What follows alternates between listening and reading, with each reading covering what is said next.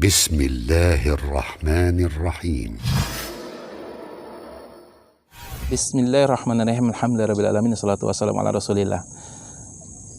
Pada akhir November kemarin, ketika saya mengantarkan putri saya untuk bimbel hafalan Al-Quran, kemudian ikut adiknya, maka saya dengan Hilya dengan Sofia, Hilya kelas 3 SD dengan Sofia TK, maka kami menuju ke tempat bimbel di Poyowa Kecil.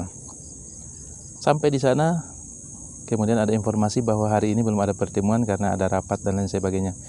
Sehingga kami balik dari Poyowa Kecil menuju Kibungko. Karena hujan, maka kami sempat 3 kali berteduh, singgah berteduh. Nah, di tempat berteduh yang ketiga kali, ketika kami berteduh karena hujan agak deras, maka tanpa kami perhatikan banyak ada 2 orang putri lewat, 2 orang gadis yang kira-kira umuran SMP lewat di hadapan kami, karena di depan kami ada jalan besar.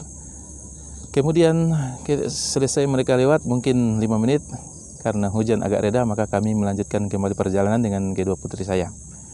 Setelah saya keluar dari tempat berteduh di depan warung yang tertutup, saya sedikit melihat kerumunan orang, yang mungkin ada sekitar 15-an orang. Maka terlintas di hati saya bahwa mungkin ada kejadian atau kecelakaan. Saya sedikit mampir dan bertanya kepada anak-anak, ada kejadian apa? Maka mereka mengatakan bahwa ada 2 orang perempuan itu jatuh di jalan, jatuh tersungkur. Kenapa? Ternyata dikejar anjing. Maka saya bertanya, siapa pemilik anjing?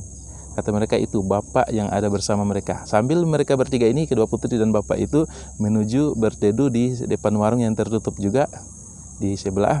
Kemudian mungkin bapak itu memberikan nasihat atau apa. Maka saya mampir, mutar balik motor saya, kemudian mampir ke mereka bertiga. Maka saya bertanya, sampai di situ saya tidak turun dari motor dan mereka bertiga berteduh, 2 orang putri dan seorang bapak. Saya bertanya, ada apa, Dek?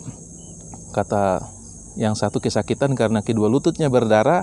Temannya yang satu menjawab bahwa ini teman saya jatuh. Kenapa? Karena dikejar anjing. Saya bertanya, siapa pemilik anjing itu? Kata seorang perempuan tersebut, ini bapak ini, sambil agak malu, agak takut menunjukkan.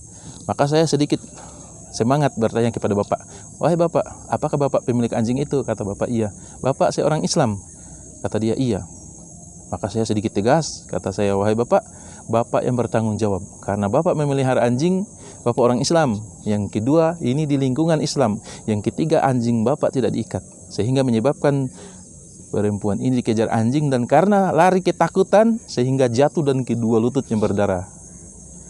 Kenapa saya memberikan ketegasan kepada bapak? Pertama, karena saya kasihan kepada orang Islam dan kedua putri. Ketiga, saya sayang kepada bapak tersebut. Kenapa sayang? Karena di dalam Islam, jika tidak ada kebutuhan memelihara anjing, maka hendaknya tidak. Karena di dalam hadis akan berkurang pahala kita. Pahala setiap hari akan berkurang. Sebagaimana disebutkan dalam hadis, man yaqtana kalban laisa bikalbi masyiatin aw doriyatin yanqusu kulla yawmin min amalihi qiraton.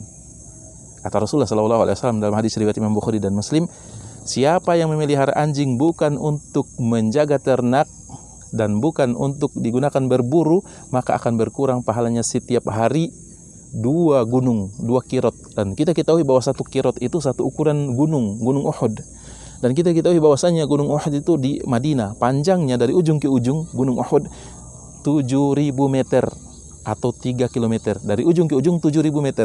Dari depan ke belakang 3.000 meter atau 3 kilo. Sehingga setiap hari 7.000 dikali 3.000 meter, setiap hari akan berkurang 2 gunung Uhud pahala kita. Waliyadzubillah.